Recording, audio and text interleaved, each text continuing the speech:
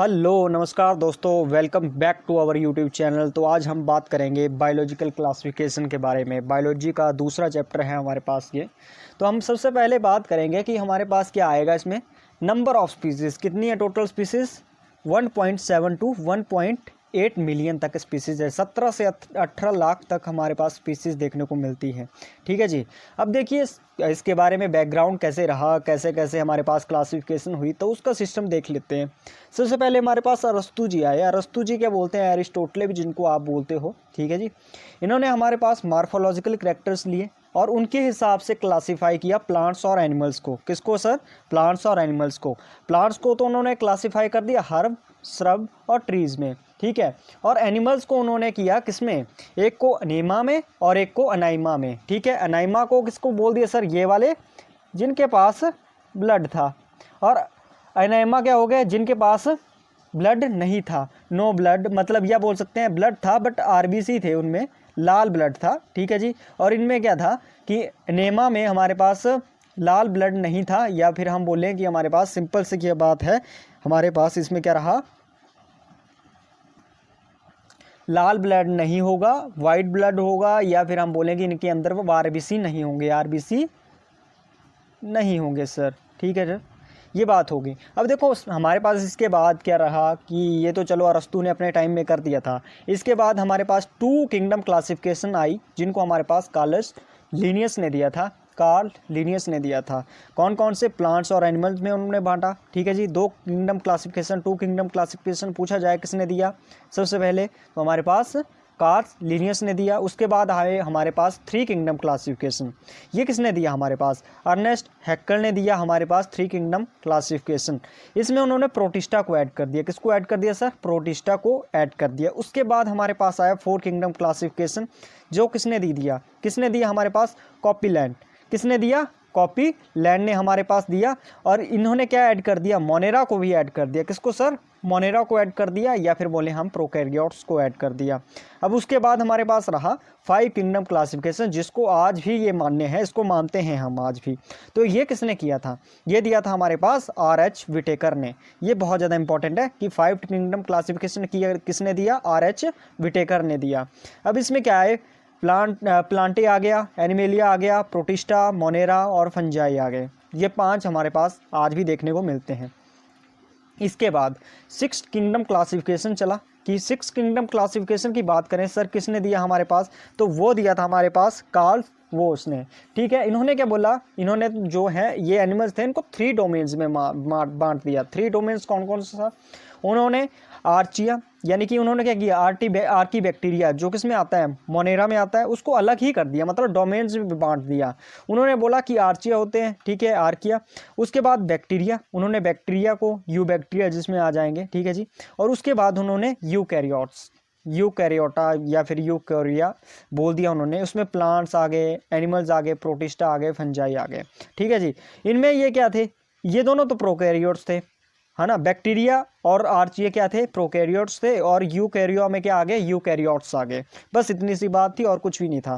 Three domains में पूछा जाए, थ्री डोमेन क्लासिफिकेशन किसने दी, या सिक्स किंगडम क्लासिफिकेशन किसने दी, तो कार्ल वोस ने दी थी हमारे पास। नेक्स्ट चलेंगे हम कि विटेकर ने जो हमारे पास फाइव किंगडम क्लासिफिकेशन दी, कौन कौन से हमारे पास उन्होंने करेक्टरिस्टिक्स लिए, या हम बोल सकते हैं कि किसके माध्यम से उन्होंने ये चीज़ की थी, ठीक है। कोई बेसिस तो होगा जब भी क्लासीफाई कर रहे हैं।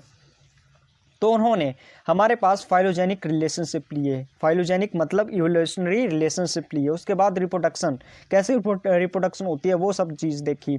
उसके बाद सेल स्ट्रक्चर, कैसा सेल स्ट्रक्चर है भाई, वो सब भी देखी कि हमारे पास काइटिन की बनी है, सेल वॉल की, हमारे पास सेलुलोज की बनी है। ये सब चीज़ें भी देखनी पड़ी ना उसे, कि कौन सी हमारे पास इसमें आएगा। जैसे प्लांट्स में हमें पता है कि क्या होता है, हमारे पास प्लास्टिड्स देखने को मिलते हैं, क्लोरोप्लास्ट देखने को मिलते हैं, वो सब चीज़ें देखी इन्होंने, ठीक है। तब जाकर हमारे पास सेल स्ट्रक्चर कैसा रहेगा, कौन सा राइबोसोम किस में पाया जा रहा है, ये सब देखा। तो इसको इन्होंने बेसिस माना। उसके बाद बॉडी ऑर्गेनाइजेशन कैसी है भाई, बॉडी ऑर्गेनाइजेशन यूनिसेलुलर है, मल्टी सेलुलर है, सिमेट्री कैसी है, बायलेटरल है, कि किस तरह की है, ये सब चीज़ें रही। मोड ऑफ न्यूट्रिशन, उसके बाद मोड ऑफ न्यूट्रिशन, भाई कौन सी न्यूट्रिशन है, किस न्यूट्रिशन का यूज़ करते हैं, ऑटोट्रॉफिक है, फोटोसिंथेटिक साइक्लिक या हिट्रोट्रॉफिक, कौन सी न्यूट्रिशन ये चलाते हैं, तो ये सब चीज़ें रही। अब देखो हमारे पास कंपैरिजन दिया गया है 5 किंगडम क्लासिफिकेशन में। सबसे पहले बोला गया कि हमारे पास सेल टाइप कैसा है, सेल टाइप जो हमारे पास रहा मोनेरा में, ठीक है, तो हमारे पास प्रोकैरियोट रहा, और सभी में इसके बाद को क्या है, यूकैरियोट्स हैं, सभी क्या है, यूकैरियोट्स हैं, सिर्फ हमारे पास मोनेरा जो है प्रोकैरियोट्स रहता है, ये चीज़ ध्यान रखेंगे। अच्छा, मोनेरा जो है और प्रोटिस्टा है ये यूनिसेलुलर हैं, मोनेरा और प्रोटिस्टा यूनिसेलुलर है, और जितने भी रहेंगे फंजाई, प्लांटे, एनिमेलिया, ठीक है, इनमें जो है फंजाई में यूनिसेलुलर हो सकता है, औरों में क्या है हमारे पास मल्टी सेलुलर ऑर्गेनिज्म या मल्टी सेलुलर हमारे पास स्ट्रक्चर देखने को मिलेगा। अच्छा, इसके बाद सेल वाल के बारे में बोला गया है। सेल वाल के बारे में जब भी आप इसको वैसे पढ़ लेना, बट मैं इंपॉर्टेंट बता देता हूँ कि पूछा जाता है कि फंजाई की सेल वॉल किसकी बनी होती है, तो काइटिन की बनी होती है। किसकी बनी होती है सर, काइटिन की बनी होती है, ठीक है। और हमारे पास जब भी बात करेंगे प्लांटे की, तो प्लांटे में सेलुलोज की बनी होती है। किसकी बनी होती है, सेलुलोज की। दोनों में डिफरेंस आता है, ठीक है। समटाइम्स किसी भी इंटरव्यू में आपसे पूछ लिया जा सकता है इसका डिफरेंस बताओ भाई, वैसे भी एग्जाम में वैसे पूछ लिया जाता है कि फंजाई की सेल वॉल किसकी बनी है, तो किसकी बनी है सर, काइटिन की बनी है। न्यूट्रिशन देख लेना भाई, किसमें कौन सी न्यूट्रिशन होती है, होलोजोइक न्यूट्रिशन, हिट्रोट्रॉपिक या एनिमिलिया में होगी, सेप्रोफाइटिक किसमें देखने को मिलती है सर, है ना, ये सब चीज़ें हैं। एनिमल ऑर्गेनिज्म कौन कौन से इसमें आएंगे, इनका एग्जांपल भी थोड़ा सा देख लेना, वैसे मैं आगे करवा रहा हूँ ये चीज़ें, घबराने की बात नहीं है। नेक्स्ट चलते हैं, हमारे पास क्या है, अब नेक्स्ट चलेंगे हम, हमारे पास आ गया किंगडम मोनेरा। कौन सी आ गई सर, किंगडम मोनेरा आ गई। जब हम किंगडम मोनेरा की बात करेंगे तो सबसे पहले हम इसमें देखते हैं प्रोकैरियोट्स और आर्के बैक्टीरिया और यू बैक्टीरिया, ये सब चीज़ें किसमें रहेंगी सर, किंगडम मोनेरा में रहेंगी। होते हैं ये सारे प्रोकैरियोट्स ही हैं, कैसे होते हैं, प्रोकैरियोट्स रहेंगे, ठीक है जी। और हमारे पास इसमें क्या रहेगा, आर्की बैक्टीरिया और यू बैक्टीरिया जो है, इसकी जब हम क्लासीफाई करते हैं तो इसमें क्लासीफाई कर सकते हैं। आर्की बैक्टीरिया की बात करें तो ये हार्श हैबिटेट में रहते हैं, मतलब हार्श कंडीशन, बहुत ज़्यादा सख्त कंडीशन होगी वहाँ पे रहेंगे। फॉर एग्जांपल पूछा जाएगा कि हेलोफाइट्स कौन से एरिया में रहते हैं, तो साल्टी एरियाज में रहते हैं। कहाँ पे रहते हैं सर, साल्टी एरिया में रहते हैं। उसी के हिसाब से आपके पूछा जाएगा थर्मो एसिडोफाइल्स कहाँ पे रहेंगे, तो ये हॉट स्प्रिंग्स में रहते हैं, बहुत ज़्यादा गर्म इलाकों में रहेंगे।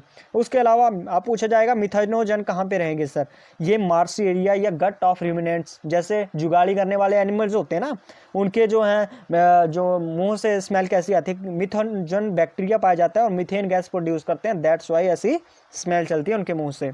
तो ये बात होगी हमारे पास मिथेनोजन की। अब बात करेंगे हम यू बैक्टीरिया की। यू बैक्टीरिया हमारे पास ट्रू बैक्टीरिया होता है। ये कैसा बैक्टीरिया हो गया सर, ट्रू बैक्टीरिया हो गया। इसमें बैक्टीरिया आएंगे हमारे पास कौन कौन से, साइनोबैक्टीरिया, जिसमें आ जाएगा ब्लू ग्रीन एल्गी। कौन सा आ जाएगा सर, ब्लू ग्रीन एल्गी आ जाएगा। और उसके बाद माइकोप्लाज्मा, जिसको हम पीपीएलओ या माइकोप्लाज्मा सबसे छोटे बोलते हैं ना, ठीक है, कि सबसे छोटा जो है स्मॉलेस्ट क्या बोलते हैं, सेल है या बैक्टीरिया है ना जी, ये सब चीज़ें आएगी। अब देखिए हमारे पास बोलेंगे अब बैक्टीरिया। बैक्टीरिया क्या आएगा, सबसे पहले बैक्टीरिया के बारे में थोड़ा सा देख लेते हैं। इसकी डिफरेंट शेप्स रहती है हमारे पास। कोकस शेप रहेगी तो उसको हम स्फेरिकल बोलेंगे, ठीक है। कोकस की शेप कैसी रहती है, स्फेरिकल शेप रहेगी। वाइब्रियम शेप की शेप कैसी रहेगी, वाइब्रियम बैक्टीरिया हुआ उसकी कॉमन शेप रहेगी।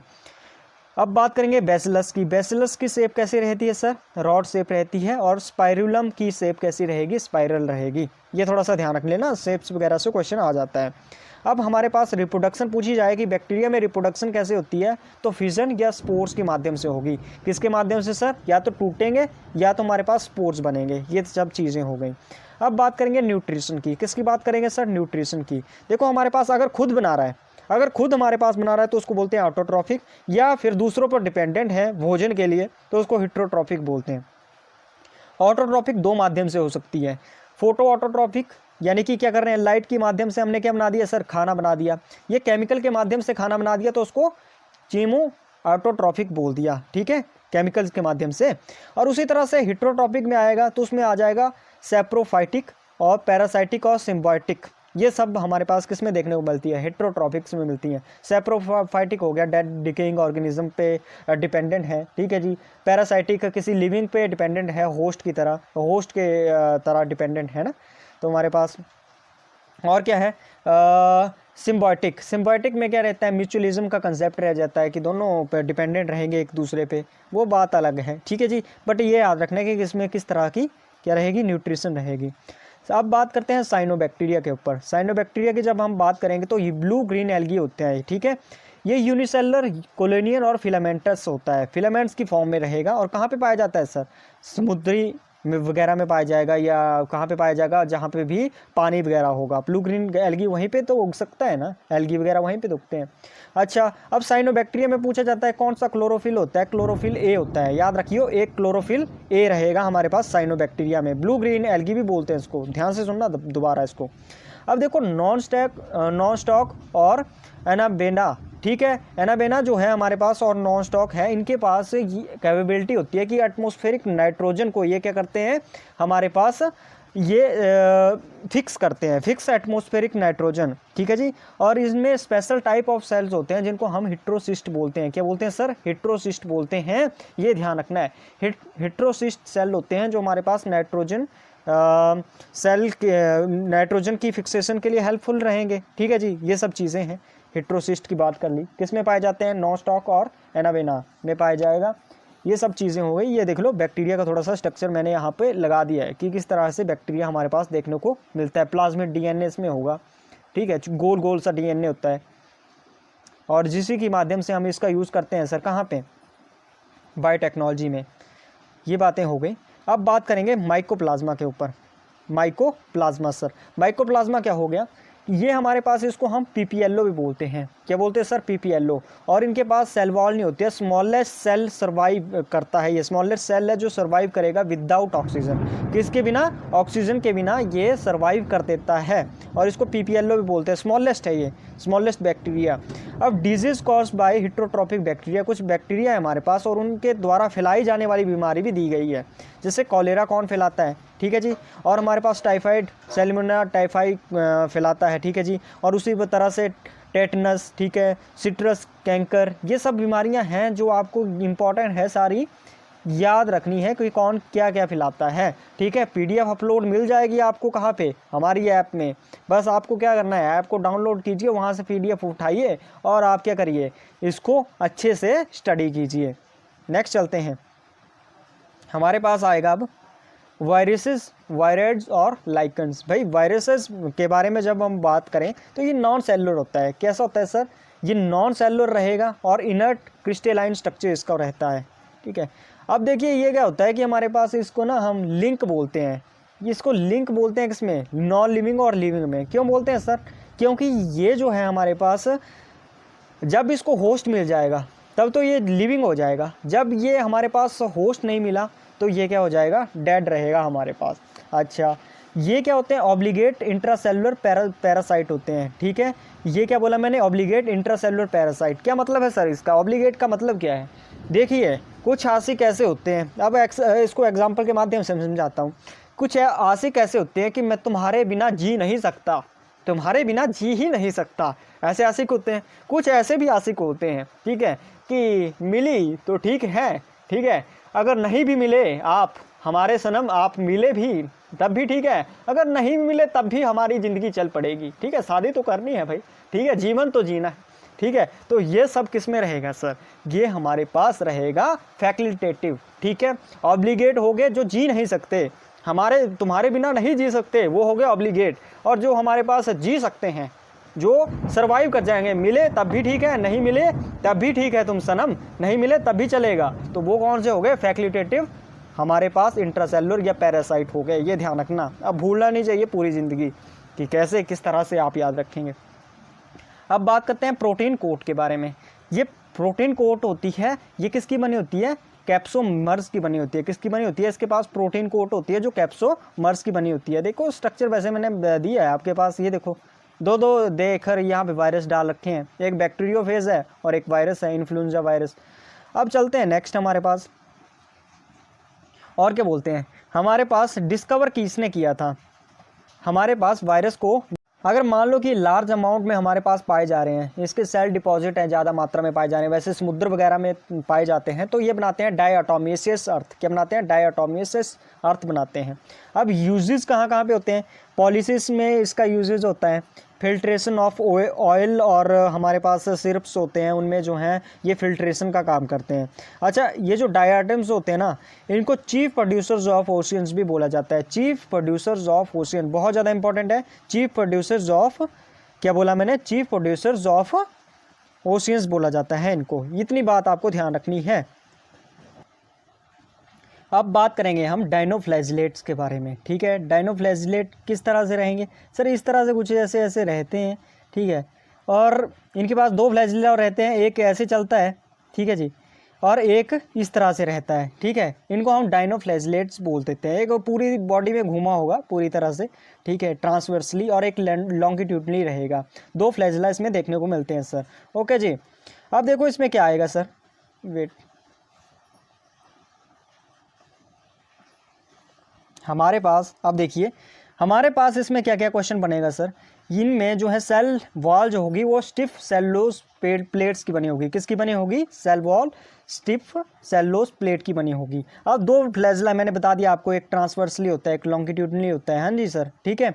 अब देखो हमारे पास रेड डायनोफ्लैजिलेट्स आते हैं, ठीक है, जिसमें गोनियोलेक्स आ गया, एक गोनियोलेक्स आ गया, जिसकी वजह से रेड टाइड्स होते हैं। समुद्र लाल लाल दिखता है ना, किसकी वजह से दिखता है? गोनियोलेक्स की वजह से दिखता है, ये डायनोफ्लैजिलेट्स की वजह से दिखता है।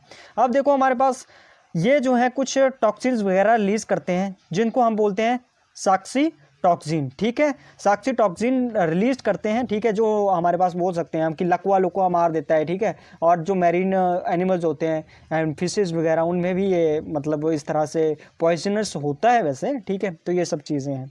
अब नेक्स्ट हम बात करेंगे यूग्लेनोइड्स की। किसकी बात करेंगे? यूग्लेनोइड्स की बात करेंगे। यूग्लिना जिसमें आएगा, यूग्लिना वाली फैमिली आएगी।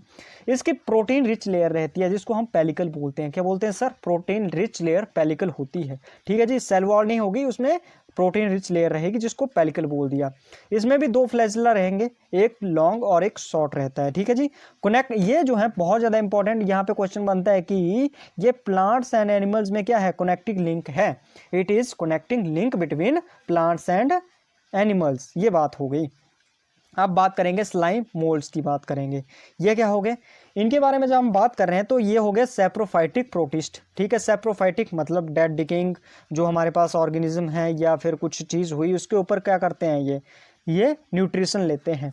अब ये फेवरेबल कंडीशंस में होंगे, जैसे फेवरेबल कंडीशन में प्लाज्मोडियम की फॉर्म में होंगे, जैसे प्लाज्मोडियम वाइवेक्स वगैरह ये सुने होंगे, ठीक है। तो ये किसमें आते हैं? प्रोटिस्ट वगैरह में आते हैं, ठीक है जी।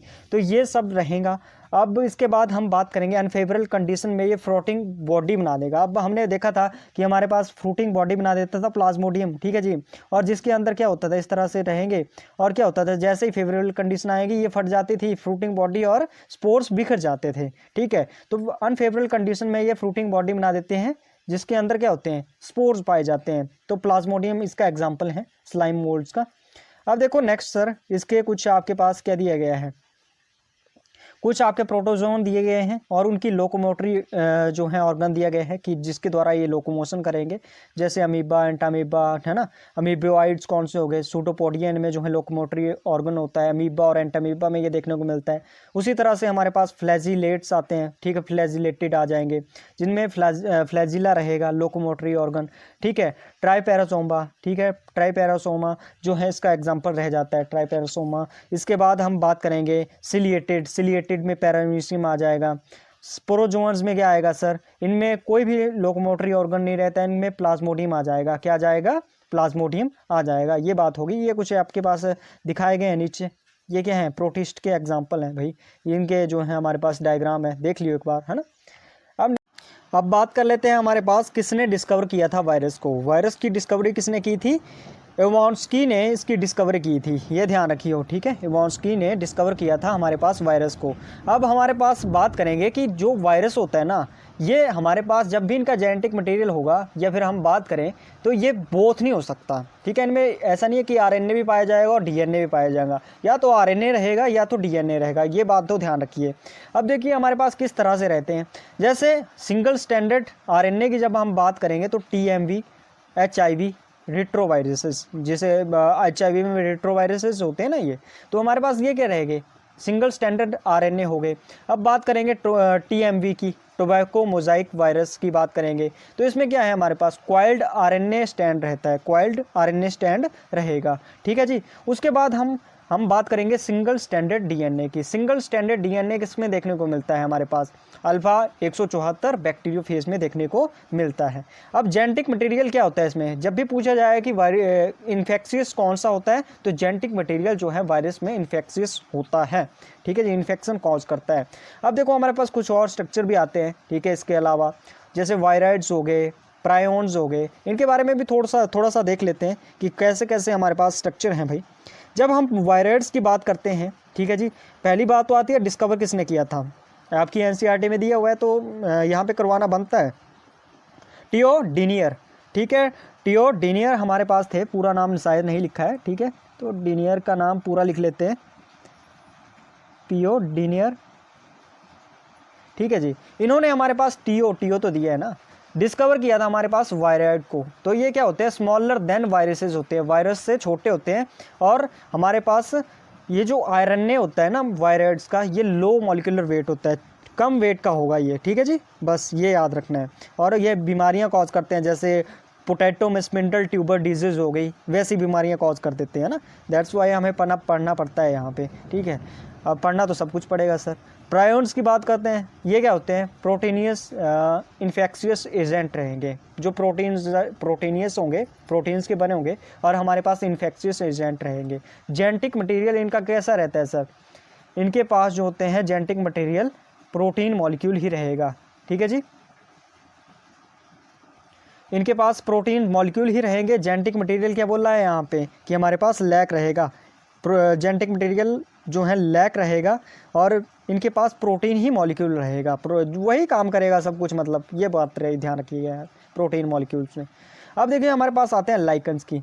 सबसे पहले तो आती है बात इसमें कि एयर इंडिकेटर कौन सा है, या SO2 इंडिकेटर कौन है हमारे पास। तो लाइकन हमारे पास पॉल्यूशन इंडिकेटर होते हैं, ठीक है जी। लाइकन हमारे पास सिंबॉलिक एसोसिएशन होती है, सिम्बायोटिक एसोसिएशन होती है, किसके किसके बीच की, एल्गी और फंजाई के बीच में, ठीक है जी।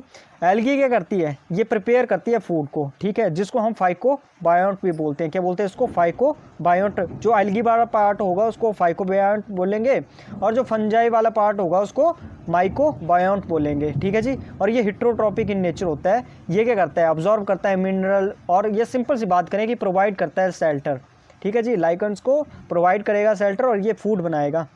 लाइकन का दूसरा, एल्गी का काम क्या है, भोजन बनाना। इतनी सी बात थी इसमें। अब नेक्स्ट चलते हैं हम, वायरसेस कर दिए, अब चलेंगे प्रोटिस्टा के ऊपर। सर प्रोटिस्टा क्या हुए, सिंगल सेल्ड यूकैरियोट्स, ये क्या है, यूकैरियोट्स हैं। अब आगे हम यूकैरियोट्स के ऊपर, ठीक है। अब देखो हमारे पास क्या है, इसमें सबसे पहले हमारे पास आए क्राइसोफाइट्स आ जाते हैं। क्या आते हैं सर, क्राइसोफाइट्स आ जाते हैं, इनको क्राइसोफाइट्स भी बोलते हैं, जिसमें हमारे पास डायटम्स, और हमारे पास क्या आएंगे नेक्स्ट, डेस्मिड्स बोलते हैं इनको। डेस्मिड्स को वैसे हम गोल्ड एल्गी भी बोलते हैं, ठीक है। क्या बोलते हैं सर, गोल्ड एल्गी भी बोलते हैं, गोल्डन एल्गी, गोल्डन यहाँ पे लिख लीजिए, गोल्डन एल्गी, ओके सर, ठीक है। अब देखिए हमारे पास इसमें क्या क्या आएंगे, डायटम्स आ गए, डाइनोफ्लैजलेट्स, यूग्लेनाइड्स, स्लाइम मोड्स, इसमें इसको क्लासिफाई कर दिया है, ठीक है। अब बात करेंगे डायटम्स की। सबसे पहले बात करते हैं, जब इनकी सेल वॉल्स होती है ना, वो ओवरलैपिंग की फॉर्म में होते हैं, जैसे सोप बॉक्स होता है ना, वैसे इस फॉर्म में ये पाए जाते हैं हमारे पास, ठीक है। फिट करेंगे टुगेदर सोप बॉक्स में, जिनको हम डायटम्स बोलते हैं। अब इनकी जो वॉल्स होती हैं वो उनमें क्या होता है, सिलिका की बनी होती है, किसकी बनी होती है, सिलिका की बनी होती है, ठीक है जी। अगर हमारे पास लार्ज अमाउंट में सेल डिपॉजिट हो जाए इसके, है ना, इस ओके। सो अब बात करेंगे हम किंगडम फंजाई के बारे में, ठीक है। इसमें क्या रहेगा सर, मैंने आपको बताया था ये यूनिसेलुलर भी रहते हैं और मल्टी सेलुलर भी रहते हैं। जब यूनिसेलुलर की बात करेंगे तो ईस्ट हमारे पास आएगा, क्या आएगा, ईस्ट आएगा। और जो हमारे पास मल्टी सेलुलर रहेंगे वो तो बहुत सारे हैं, ठीक है, उनके तो हम बारे में आगे बताएंगे, ठीक है। अब फंजाई जो है हमारे पास मल्टी सेलुलर और फिलामेंटस है, ठीक है जी, ये बात ध्यान रखेंगे, फिलामेंट्स होता है इसमें, ठीक है। अब देखो इसमें क्या चलेगा सर, इसके अलावा हमारे पास क्या रहेगा कि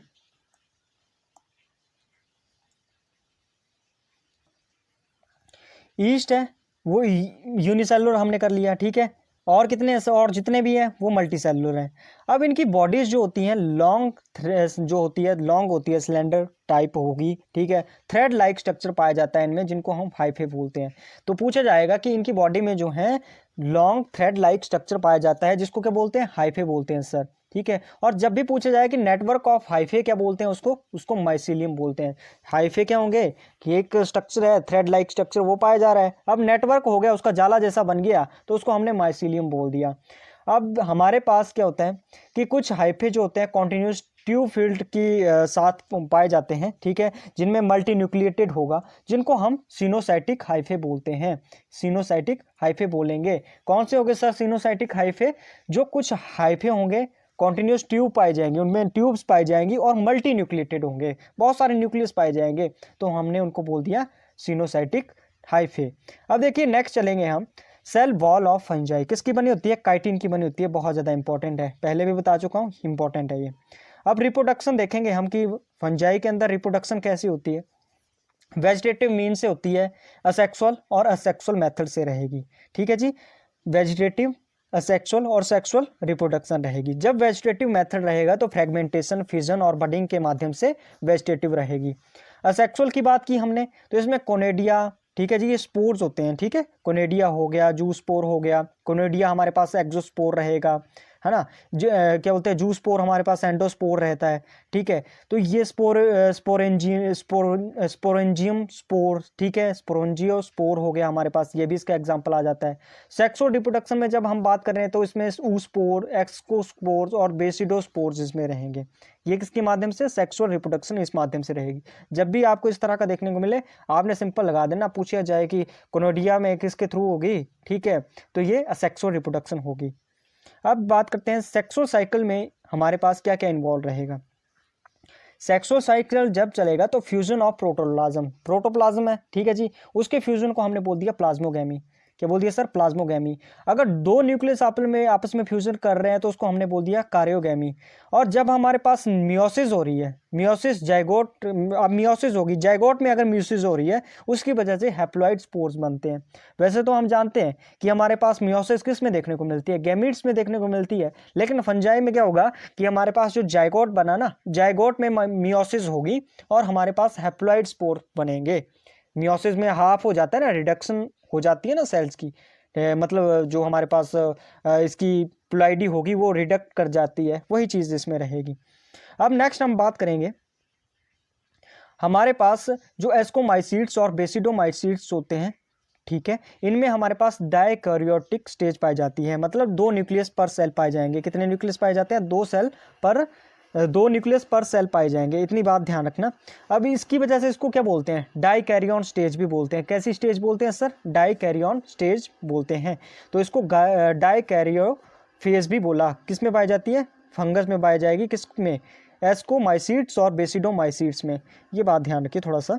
अब क्लासेस ऑफ फंजाई की हम बात करते हैं। फाइकोमाइसीट्स आ गए, एस्कोमाइसीट, बेसिडोमाइसीट और ड्यूटेरोमाइसीट्स। इनके बारे में थोड़ा सा देख लेते हैं क्या क्या इंपॉर्टेंट है सर।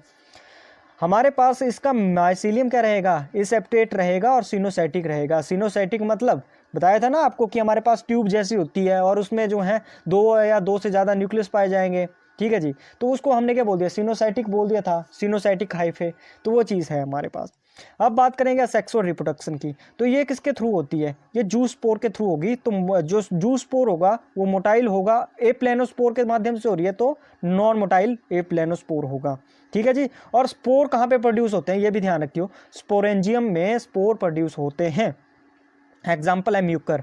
अब इसकी वजह से इसका एग्जाम्पल इसलिए भी याद रखना पड़ता है हमें कि वाइट स्पोर जो होते हैं ना मस्टर्ड लीव्स में, ठीक है, वो जो वहाँ पे हमारे पास फंजाई पैरासाइट होगा उसको एल्बिगो बोलते हैं, एल्बिगो बोलते हैं, ये ध्यान रखना। अब क्लास 2 आती है एस्कोमाइसीट्स। एस्कोमाइसीट्स में क्या आएंगे? इनको बोलते हैं हम सैक फंजाई। क्या बोलते हैं सर? सैक फंजाई बोलते हैं। ये क्या होंगे? मल्टी सेलुलर रहेंगे। कैसे रहेंगे सर? मल्टी सेलुलर हमें देखने को मिलते हैं, ठीक है जी। और अगर कोई यूनिसेलुलर है तो उसको बोलते हैं ईस्ट, यूनिसेलुलर। ये इसी में आएगा, एस्कोमाइसीट्स में आएगा ईस्ट का एग्जांपल भी। मल्टी सेलुलर में आ जाएगा पेंसिलियम, ठीक है जी। अब इसमें जो होंगे माइसीलियम जो होगा, ठीक है, माइसीलियम ब्रांच्ड रहेगा और सेप्टेट रहेगा, सेप्टा बने होंगे, सेप्टा इस तरह के, है ना। तो वो चीज़ हो गई। अब देखिए हमारे पास ये जो है बात करें सेक्सुअल स्पोर जो रहा वो हो गया कोनेडिया, दो जो बोल दिया मैंने एक्सोजीनियसली, ठीक है, मतलब हमारे पास बाहर की तरफ फ्रूटिंग बॉडी होती है उसके बाहर जो स्पोर बनते हैं उनको एक्सोजीनियसली स्पोर बोलते हैं। और अब वही बात करें सेक्सुअल स्पोर्स कौन से हो गए सर, जो हमारे पास क्या रहेंगे, एस्कोस्पोर्स हो गए, वो सेक्सुअल स्पोर हुए और वो एंडोजीनियसली बनते हैं, फ्रूटिंग बॉडी है उसके अंदर बनेंगे।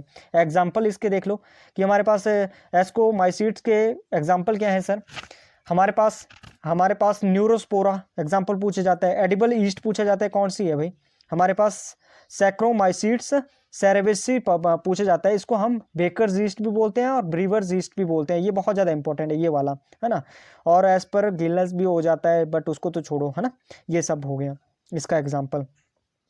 अब बात करेंगे क्लास 3 की। क्लास 3 हमारे पास बेसिडोमाइसीट्स, ये वो वाले हैं जहाँ पे खाने वाले फंजाई पाए जाते हैं, जैसे कि हमारे पास एगेरिकस, ठीक है, जो खाते हैं हम, सिंपल सा। अब इसमें मशरूम आ जाएंगे, ठीक है, ब्रैकेट्स, फंजाई और पप वॉल्स भी बोलते हैं इनको, ठीक है जी। और इनके जो स्पोर्स होते हैं वो एक्सोजीनियसली प्रोड्यूस होते हैं, फ्लोटिंग बॉडी के बाहर प्रोड्यूस होंगे, जो स्पोर का क्या नाम है, बेसिडोस्पोर्स बोलते हैं इनको, ठीक है। और जिस फ्रूटिंग बॉडी में ये बनेंगे उसको बेसिडोकार्प बोलेंगे, क्या बोलेंगे सर, फ्रूटिंग बॉडी जिसमें बन रहे हैं बेसिडोकार्प बोल रहे हैं, ठीक है जी। इसमें एग्जाम्पल देख लेना कि एगेरिकस मशरूम जो हमारे पास सिंपल रहेगा वो क्या है, हमारे पास मशरूम है। और जो रस्ट फंगस होता है उसको क्या बोलते हैं, पकनिया, क्या बोलेंगे, पकनिया बोलेंगे, ठीक है जी। और स्मट क्या होता है, स्मट की बात करें तो अस्टिगलैगो, ठीक है, अस्टिगलैगो बोलेंगे, ठीक है। ये हो गया हमारे पास कुछ एग्जांपल।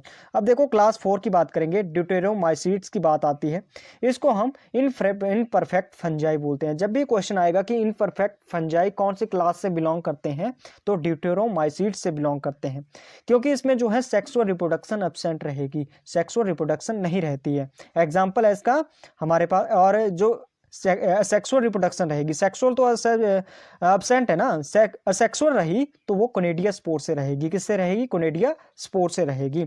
और इसका एग्जांपल है हमारे पास ट्राइकोडर्मा, कि क्या है सर इसका एग्जांपल, ट्राइकोडर्मा इसका एग्जांपल रह जाता है हमारे पास। तो ये थी बात हमारे पास आज के लेक्चर में, जिसमें हमने जो है बायोलॉजिकल क्लासिफिकेशन कर ली है। नेक्स्ट जो हमारे पास चैप्टर रहेगा, या मतलब जब भी क्लास रहेगी, तो हम उसमें प्लांट किंगडम और एनिमल किंगडम के बारे में करेंगे।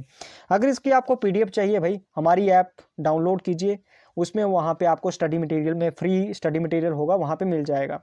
और इसके अलावा और क्या है सर, इसके अलावा हम आपको वहाँ पे एमसीक्यू भी देखने को मिलते हैं, इंपॉर्टेंट नोट्स रहते हैं वो वहाँ पे मिलते हैं। और हमारी कम्युनिटी से जुड़ने के लिए टेलीग्राम को ज्वाइन करें। आज के लिए इतना ही, मिलते हैं नेक्स्ट वीडियो में। जय हिंद।